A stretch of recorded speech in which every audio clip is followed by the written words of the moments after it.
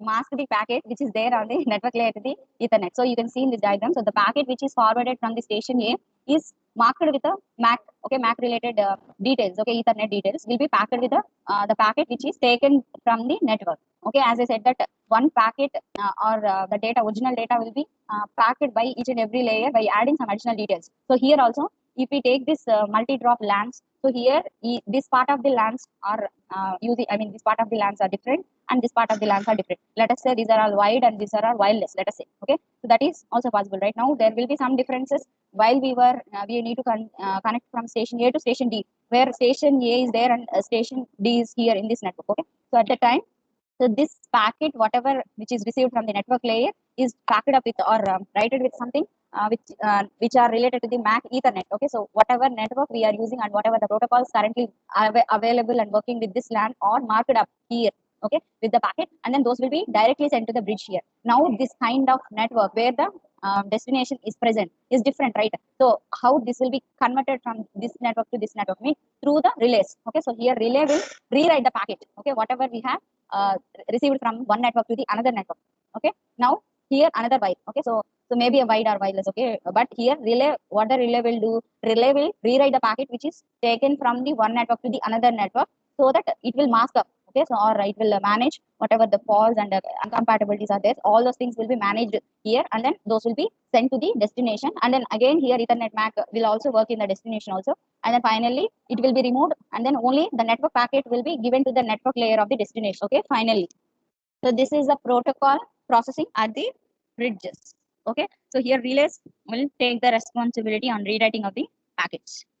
Okay, this is all about the normal bridges and the working of the bridges along with the routing procedure. So now if we come to the spanning tree bridges, okay, so generally the bridges will have little less reliability. Okay, so because so there may be one port which is present. So if any port has been failed, so if we take this diagram itself, if the port number one has no more, I mean, connectivity, or it may has failed due to some hardware or a software failure may also occurred here in this kind of port. So that so it may not able to communicate with the other network. So that's why so we have another kind of bridges where there are parallel links. Okay, parallel links can be possible for the connections. Here, same kind of link establishments. Okay, so what kind of things are possible here is that we need to give the redundant links for the bridges here. So here we can reach either first from the first link or from the second link also we can reach the destination here.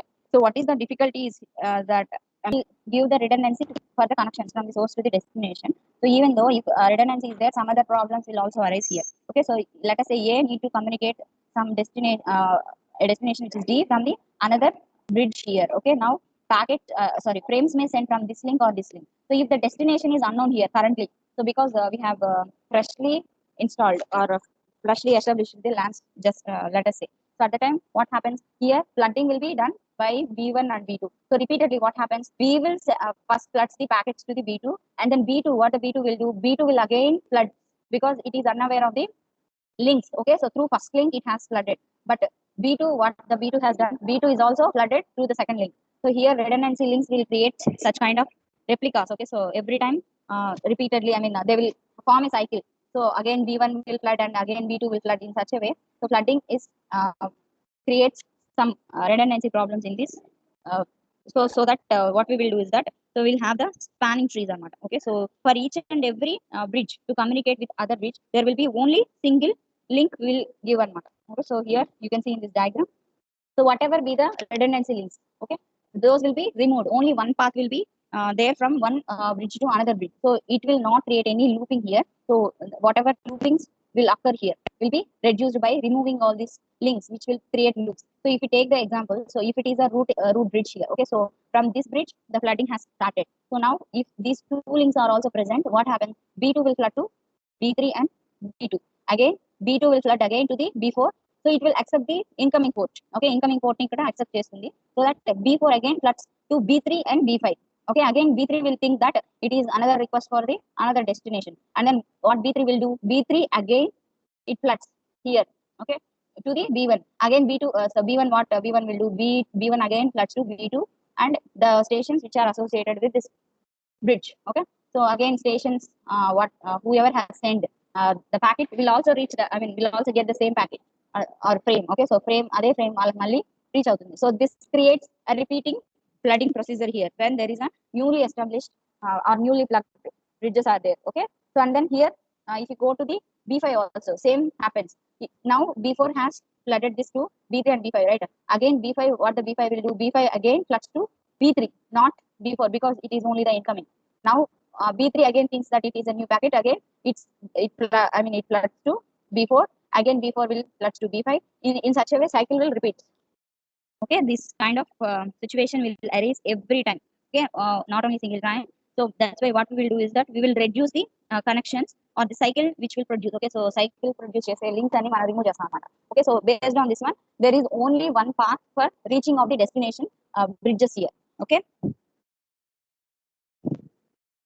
okay, so totally in such a way graph will obviously reduces, and then no cycles will be defined by this kind of trees. Okay, so here tree structure is made up of. Okay, so by removing all these cycle related links we'll get a spanning tree here. Okay, so from B1 we will reach B2, and if B1 need to send some frame to who is designated in the B4, then only we also need to reach through B2 to B4 only, not another way. So if we don't remove all these two links, then we will also get a chance of another path from B1 to B3 to B4. Now we have only one path, which is B1 to B2 and B4. And also, if B1 need to transmit the frames from a station to the destination, which is there in the B5, then also we'll get a single path here. Okay, so here there is no again direct connection between B4 to B5.